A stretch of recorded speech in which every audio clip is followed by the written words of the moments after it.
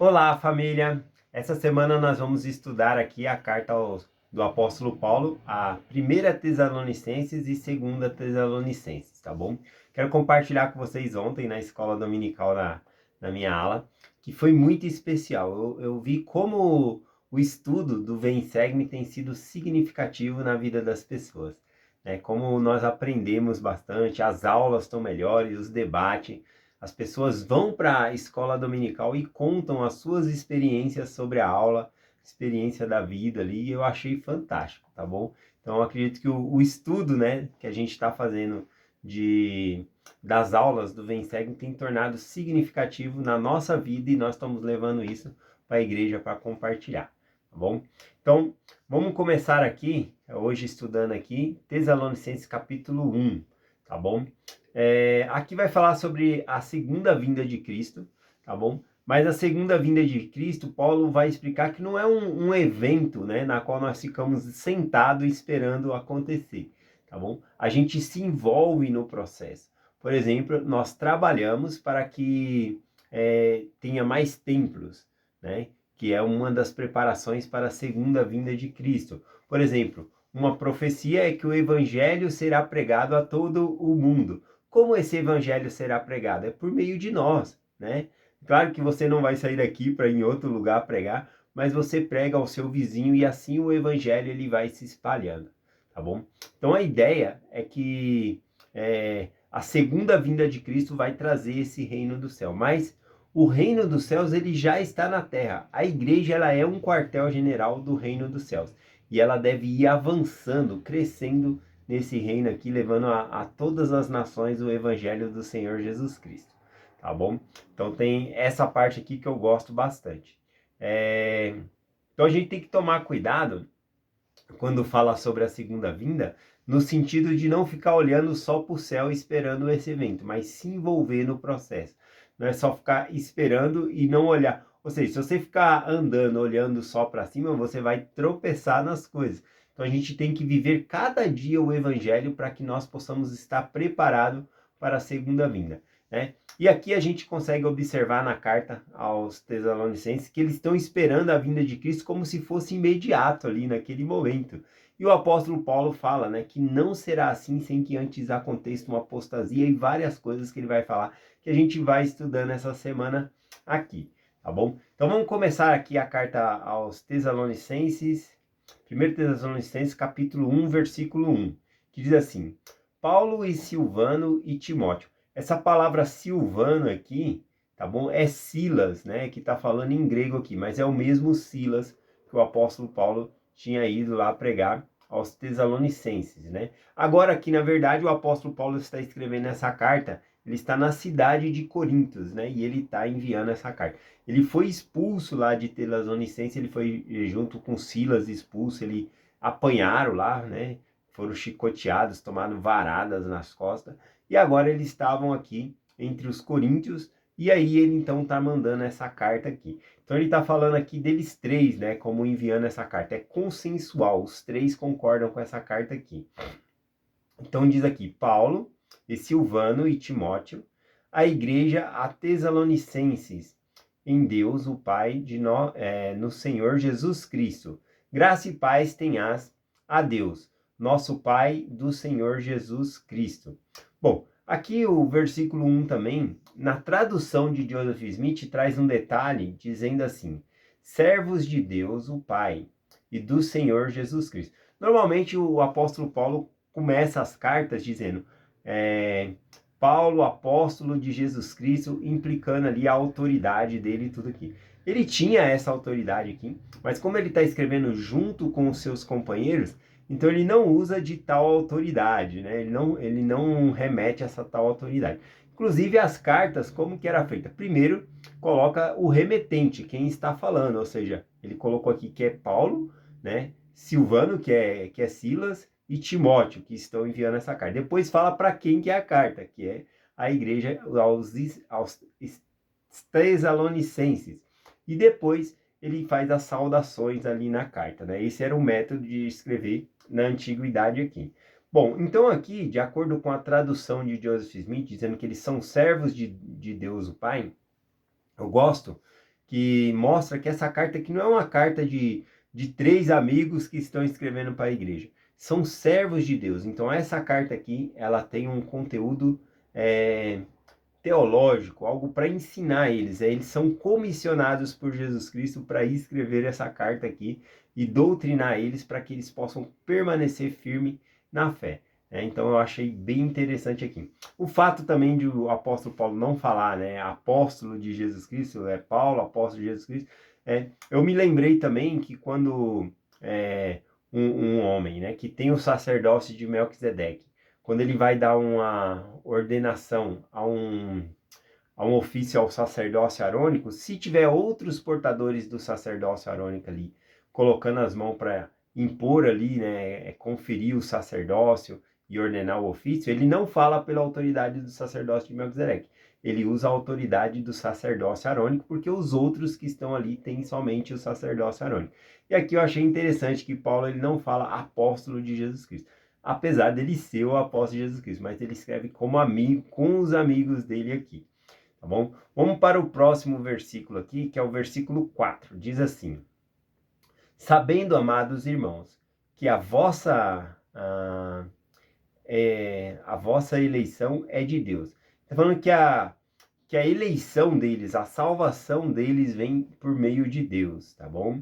Continua aqui no versículo 5, né? Ele fala, no versículo 5 ele vai falar da onde vem essa certeza dessa salvação aqui. Ele diz assim: porque o nosso evangelho não foi por vós pregar somente em palavras, mas também em poder e em Espírito Santo, e em muita certeza, bem sabeis como foram entre vós, por causa de vós. Então, ele fala aqui que o evangelho que eles pregou não foi somente em palavras, ou seja, não foi somente algo bonito, né, de algo eloquente que eles estavam compartilhando, eles estavam compartilhando a verdade de Deus.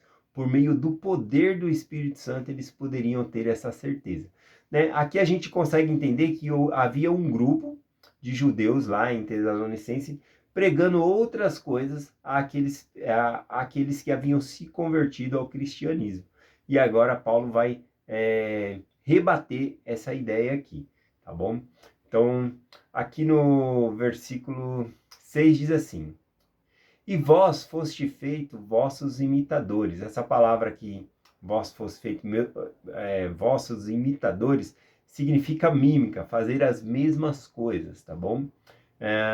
Do Senhor, e recebendo a palavra de muita tribulação, com alegria no Espírito Santo. Então, aqui o apóstolo Paulo também, para falar sobre quando eles foram lá, eles pregaram e sobre muita tribulação, né, sobre muita dificuldade eles compartilham. Por quê? O apóstolo Paulo e Silas, eles foram perseguidos, eles tiveram que sair, né, lá de Tessalonicense e foram para Atenas.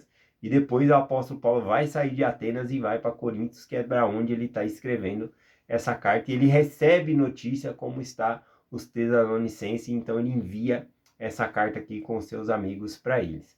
Bom, versículo 7.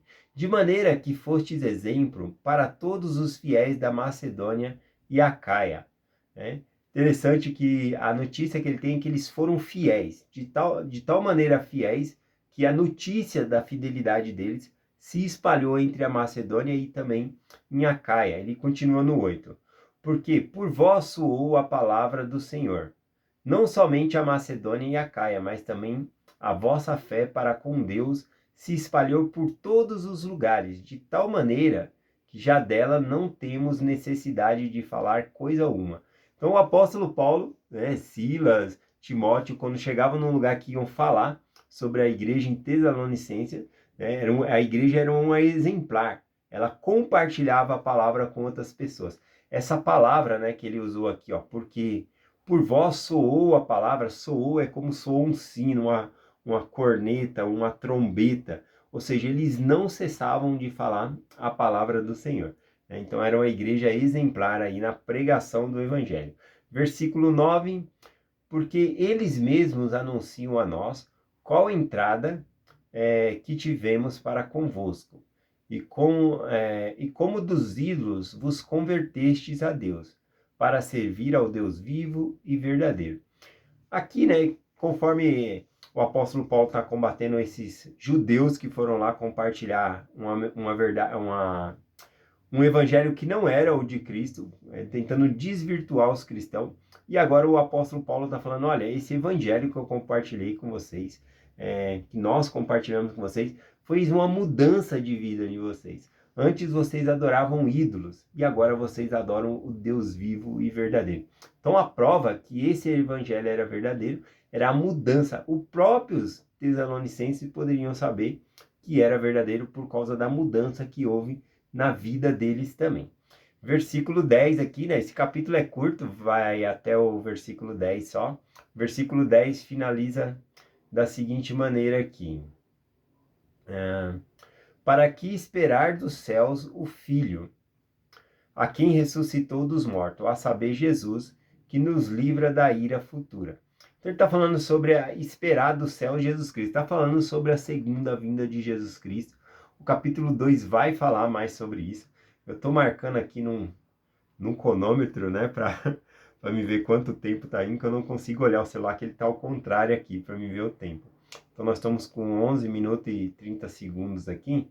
Ainda dá tempo de eu falar 3 versículos do capítulo 2. Isso já vai adiantando na mensagem para amanhã também. Então vamos lá, continuar aqui, mais 3 versículos apenas. Então vamos lá. Tessalonicenses, capítulo 2, o versículo 1 diz assim: porque vós mesmos, irmão, bem sabeis que a vossa entrada para convosco não foi vão. Que o apóstolo está falando que a ida deles levando o evangelho lá não foi em vão. Por quê? Porque surtiu efeito. Eles mudaram de vida, eles saíram de adorar ídolos para adorar o Deus vivo e verdadeiro. Né? E aí ele vem para o versículo 2 aqui, dizendo o seguinte: antes havendo primeiro padecido e sido agravados em Filipos, como sabeis, tivemos ousadia em falar em nosso Deus, para vos falar do Evangelho de Deus com grande combate. Então ele menciona que quando eles estavam em Filipos, eles foram perseguidos, e mesmo em essa perseguição, eles foram lá e compartilharam o Evangelho também entre os tessalonicenses. Então não era algo egoísta, como alguns, os que estavam pregando lá, estavam ensinando que eles tinham feito isso para obter lucro e alguma coisa assim. E aí o apóstolo Paulo está combatendo com essa ideia, que eles já haviam perseguido. Eles tinham levado era chicotadas, né? Eles tinham apanhado, e eles não tinham prazer em levar chicotada, né? Eles tinham prazer em servir a Deus. E por isso eles continuavam, né? E em Tessalonicenses também eles vão ser expulsos de lá, tá bom? E o versículo 3 aqui para finalizar, o versículo 3 diz assim: porque a nossa exortação não procede de erro, nem de imundície e nem de fraudulência, né?